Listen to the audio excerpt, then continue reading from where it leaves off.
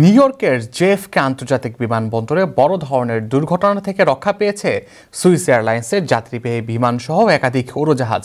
New York post জানায়, গত 17 April জুরিখগামী take অফের সময় সুইস এয়ারলাইন্সের একটি বিমান প্রস্তুতি নিচ্ছিল।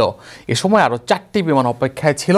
এ সময় সুইস এয়ারলাইন্সের বিমানটি রানওয়েতে ছুটতে থাকলে বিষয়টি পাইলটের নজরে আসে এবং পাইলটের দক্ষতা আর উপস্থিত বুদ্ধির ফলে টেক অফ বাতিল করায় বড় ধরনের দুর্ঘটনা এড়ানো সম্ভব হয়েছে। জেএফকে ট্রাফিক কন্ট্রোলের অসতর্কতা আর যোগাযোগের ত্রুটি থাকার কারণেই এই দুর্ঘটনার হতে যাচ্ছিল। ঘটনার ব্যাপারে সুইস এয়ারলাইন্স এক বিবৃতিতে বলেছে, বিপজ্জনক পরিস্থিতিতে সচেতনতা এবং আমাদের ক্রুদের দ্রুত ও তাৎক্ষণিক সঠিক সিদ্ধান্তের কারণে একটি সম্ভাব্য বিপজ্জনক দুর্ঘটনা এড়ানো সম্ভব হয়েছিল।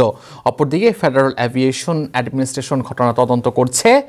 প্রসঙ্গত, ওয়াশিংটন ডিসির ঠিক বাইরে রোনাল্ড রিগান ওয়াশিংটন ন্যাশনাল এয়ারপোর্টে আরও 2টি বিমান প্রায় বিধ্বস্ত হওয়ার ঠিক একদিন আগে জেএফকেতে এই সংঘর্ষটি ঘটতে যাচ্ছিল।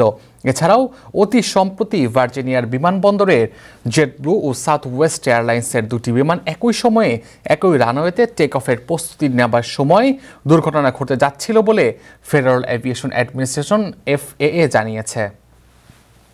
17 Kilo Heavy, reaching takeoff, traffic on the runway. Moving 4 aircraft across an active runway and one controller not talking to another indicates a special level of stress.